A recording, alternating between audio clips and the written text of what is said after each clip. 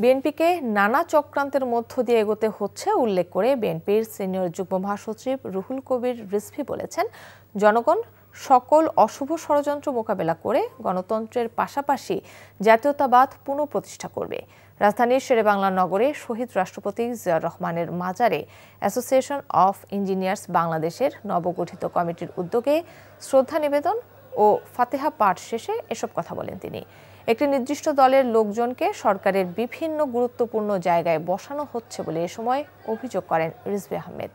জনগণ ফেব্রুয়ারিতে নির্বাচন চায় এবং নির্বাচন কমিশনও যেখানে প্রস্তুতি নিচ্ছে, সে সময়ে নতুন ইস্যু তৈরি করে যারা বিভ্রান্তি তৈরি করতে চায় তারা জনগণের কাছে ধরা পড়ে গেছে বলেও মন্তব্য করেন বিএনপির এই নেতা।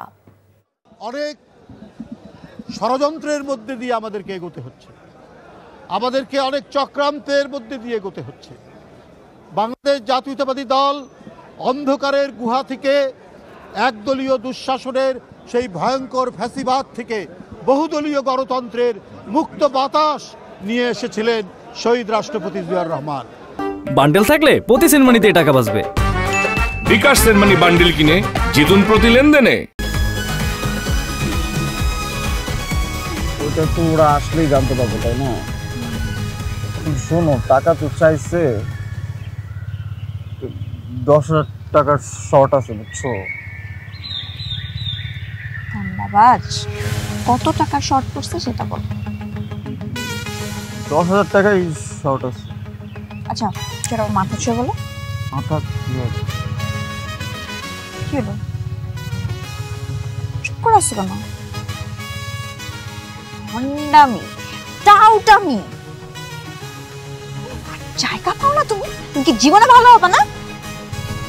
শোনো, ভন্ড আর টাউট বলবা না, আমার ইগোতে লাগে। তুমি ওইটাই। ঠিক আছে, ভণ্ডামি টাউটামি মানুষ করে, কিন্তু গার্লফ্রেন্ডের সাথেও কোনো কথা? দেখো মিমি, আমি আগের থেকে অনেক লক্ষ্য হয়ে গেছি, ভালো হয়ে গেছি। পুরোপুরি হইতে পারি নাই, অর্ধেক ভালো তো 50% ভালো হয়ে গেছে। আগে যদি হইতো আমি তোমার থেকে 20,000 টাকা চাইতাম। এই চুপ।